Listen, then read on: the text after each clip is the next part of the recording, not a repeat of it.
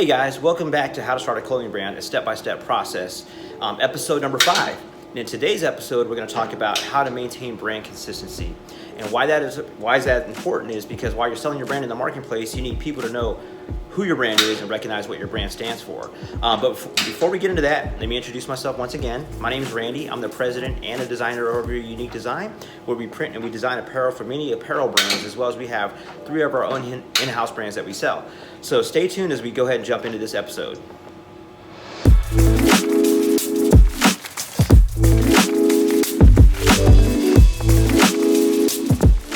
So here we are, guys, episode number 5 on how to build a clothing brand step-by-step process. Last week's episode, we talked about clothing logos and why it's important to have a logo and the functionality of a logo in your brand. This week, we're going to talk about maintaining brand consistency. But before we go any further, I need you guys to do me a favor, and I need you to go ahead and click subscribe. Subscribe to our channel so that way, A, we know that you're interested in what we're doing, and B, it gives us enough information to keep putting out this content. We're trying to put an episode out every single week to keep you guys on track. So as you're ready to put out your line, you have all the information available to you. Also hit notifications so that way you get notified when we drop a new episode. I'm going to have some content at the end of this video available for you to download to help you maintain your brand consistency. Now, why is it important to have a brand consistency? The importance is, when customers are shopping for your brand, they know what to look for. They know how to recognize your brand. So they don't buy competitor stuff that looks like yours and there's no confusion on their end. So having brand consistency is very important when you're building actually a clothing brand. It's one of the things differently than selling just t-shirts. You can come up with designs and sell t-shirts all day. But if you don't really build a brand around that and people don't know how to recognize the brand, you're gonna lose to competition all day long. There's always gonna be another company that can take your ideas, or they can just put out more than you can, especially when you're starting out. So if you don't take the steps to build a brand the right way, you're gonna lose out a lot of revenue, or what we call longevity in this space. So all this talk I'm gonna put out here, I just need to, like last episode, jump in front of a computer and kind of show you some examples. So let's check this out. All right, guys, let's go ahead and jump into this episode of, brand consistency. Now, last week we talked about logos and, how a logo should be built and the functionality of a logo and how that reflects to your brand. Now, today we're going to talk about brand consistency and how to stay consistent with your brand. And the first thing we're going to talk about is colors. Now, you're going to say, well, why is that important? I'm going to sell red shirts. I'm going to sell black shirts. I'm going to sell white shirts. I'm going to sell blue shirts. This is true, right? When you're running an apparel brand, you're going to sell all kinds of colors of apparel because you want to appeal to different seasons, to different kinds of people, different kinds of meanings, and it's important to have different colors, right?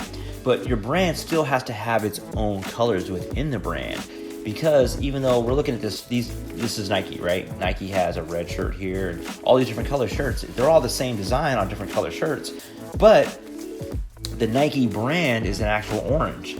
And, you don't really think about it off the top of your head, but if we slide into their packaging, let's take a look at this. Now, look at all these Nike boxes. Now, inside those boxes, there's a bunch of different color shoes. There's some black shoes, some blue shoes, but guess what? All their boxes is this Nike orange. When you buy a Nike shirt, it has a hang tag, and that hang tag is Nike orange, right? You buy a Nike gift card, and it's orange, because the Nike brand color is actually orange. And the reason why it's do that is so it's consistent. So when you see orange boxes, you automatically think of Nike. You don't get confused and say, well, is this Adidas? Is this Puma? No, it's Nike because they have a consistent color for their brand. And the consistent color is for packaging, it's for your website, it's for your billboards, it's for company cars. And think of having that consistency across the boards when it comes to colors. Now, when you're thinking about the color for your brand, and last week we talked about keeping your logo being able to be in one color and multiple colors, and usually you're going to use a white or a black logo on apparel, depending on the design. But you don't just pick a color based on, I like a color, I love blue, so I want to use blue. Now, colors have certain meanings to them. And I'm going to jump into this next slide. Actually, I'm in Adobe Illustrator. These aren't really slides. These are just Illustrator files because I'm comfortable in Illustrator. Now, what we have here is the color psychology chart. And what each color means psychologically and how that invokes meaning and feelings to people when they see these colors. Now, I'm going to have this chart available for download. It's going to be in the comment section on this YouTube channel. So you can click down there and there's going to be a link you can click. You can download this PDF so you can use this when you're coming up with your brand identity colors. Now, I'm just going to run through these colors for you real quickly. Now, here we have green. Green represents health, soothing, reassurance, peace, growth, life, healing, money, and calming. When you think of green, you think of green grass, right? Growing, or money is green. So, that's how you can think of wealth. Blue represents trust, reliability, professional strength, peace, confidence, integrity. The sky is blue, the ocean is blue. So you think of this vast, everlasting thing. And that's where we get with that, reliability and strength. And purple, we're looking at royalty, wise, protective, thoughtful, imaginative, luxury, curative.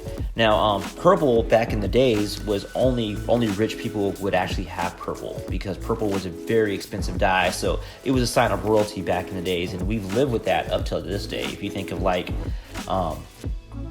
Crown Purple, which is like a liquor, right? And it comes in a purple velvet bag, and it actually has a crown for royalty. Or in the automotive world, we have a oil called Royal Purple. It's a very expensive oil, and it comes in purple because, you're thinking of royalty, you're thinking of luxury. Yellow represents warmth, abundance, caution, clarity, enlightening, friendly, cheerful. So think of yellow as that, warm color. Again, caution, think of police tape. Police tape's yellow. So it lets you know that, you got to watch your step. Or you think of the street signs that are yellow, right? Now, orange, energizing, warmth, desire, cheerful, confident, shock. It's like a energetic color, like think of sun-kissed orange. They use it because it wants to represent energy, right? Then we have red. Red, passionate, daring, urgent, demanding, danger, youthful, powerful.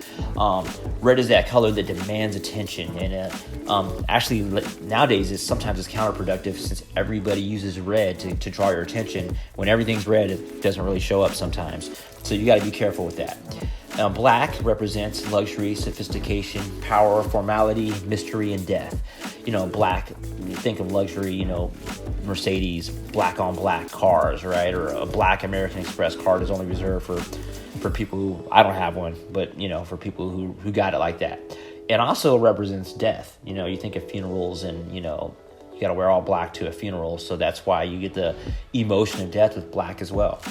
And gray, it represents neutral, balance, stability, security, strong character, authority, maturity. Kind of funny if you think of this.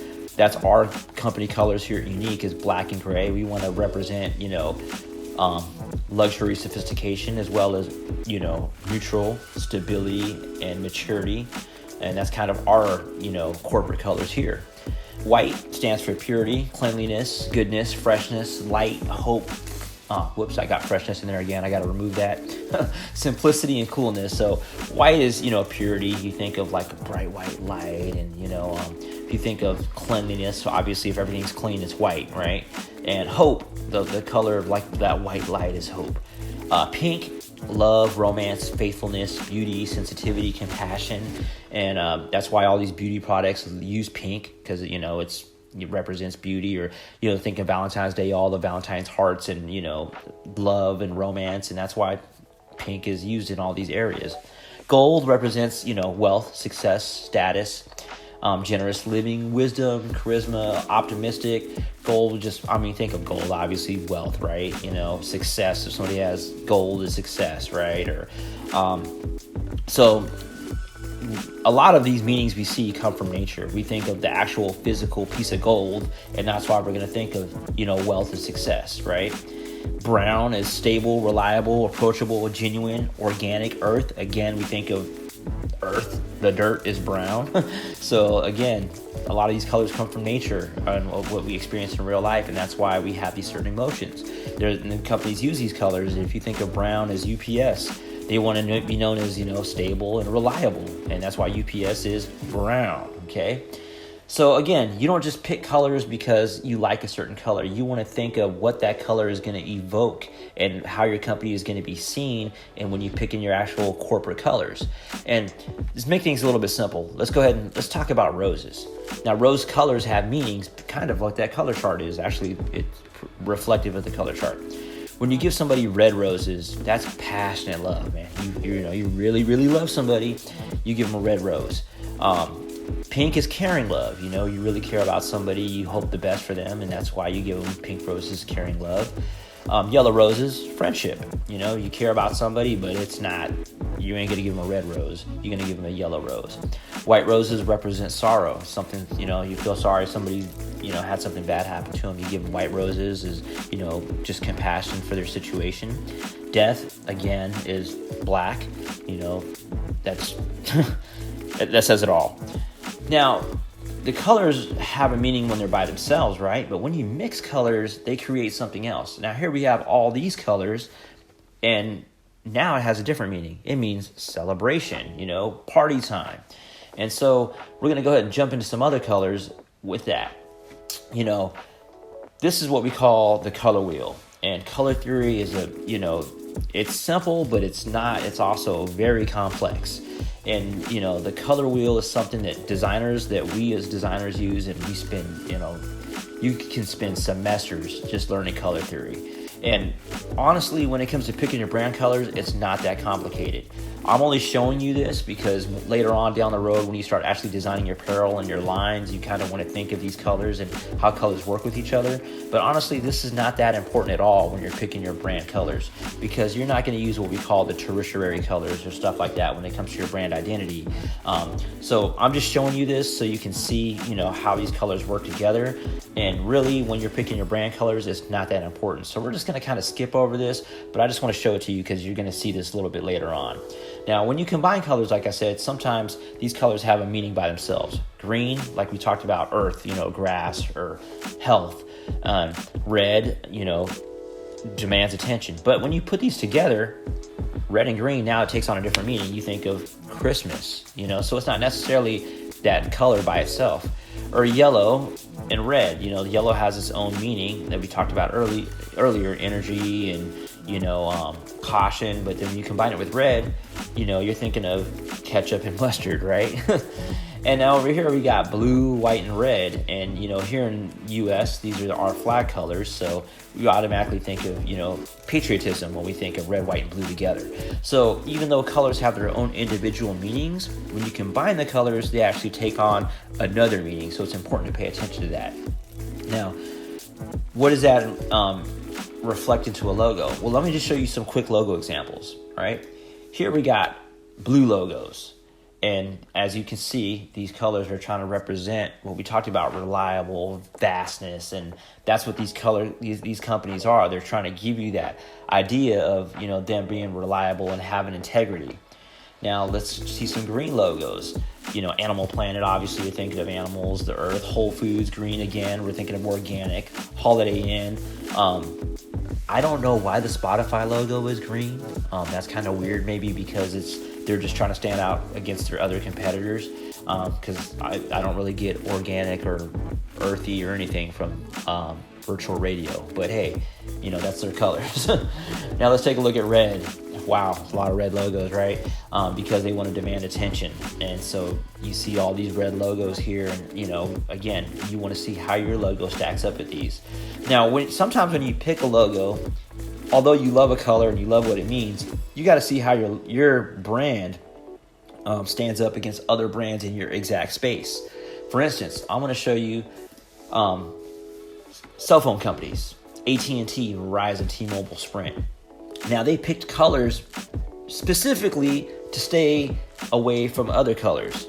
Sprint wants to be yellow because they don't want to be confused with AT&T or Verizon. T-Mobile is magenta, and on my screen it's kind of off right here a little bit, but they don't want to be confused for AT&T and Verizon.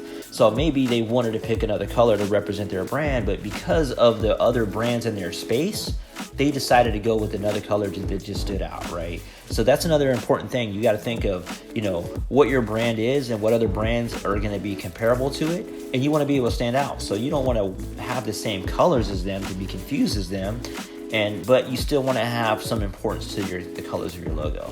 Now, again, when we're talking about colors, you don't just pick a color. Say I want blue, because there's millions of blues, right? And you can't say just I want to use midnight blue. that's not really a color. Now, when you name your brand, like this t-shirt we're coming out with this season is Midnight Blue, that's great for you to the consumer. But in our world of, reproducing your logo to keep it consistent, you need to call out a consistent color. So in the print world, we have these things that are called Pantone Colors. We have this book, and this book has hundreds of colors in it. And each of these colors you see here, it has a certain code.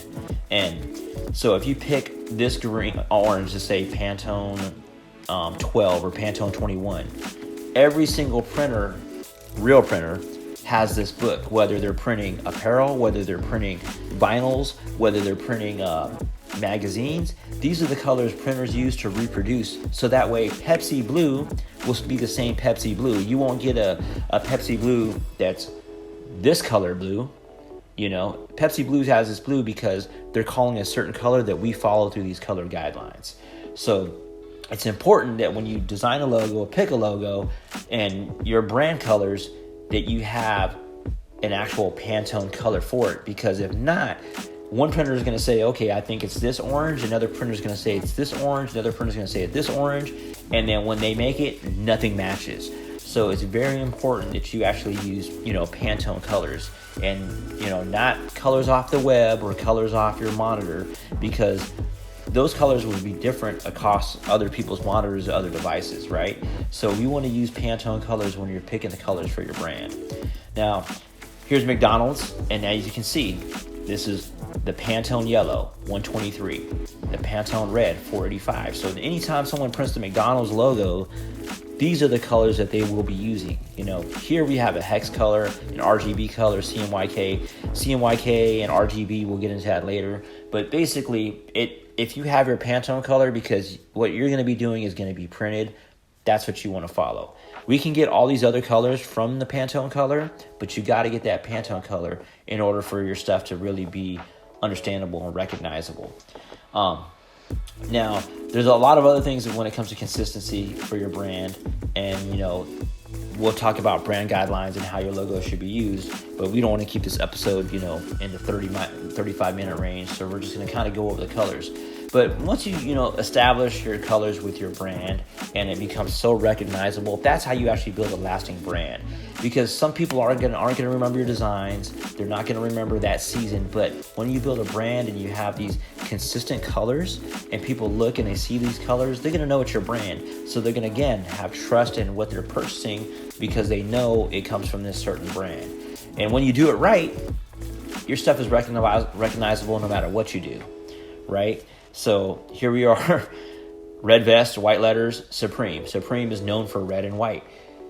If you know anything about this brand, when 1 second you automatically recognize this vest, even though you don't think of a vest with Supreme. But guess what? They built their brand so recognizable that when you see this, you automatically associate with that brand.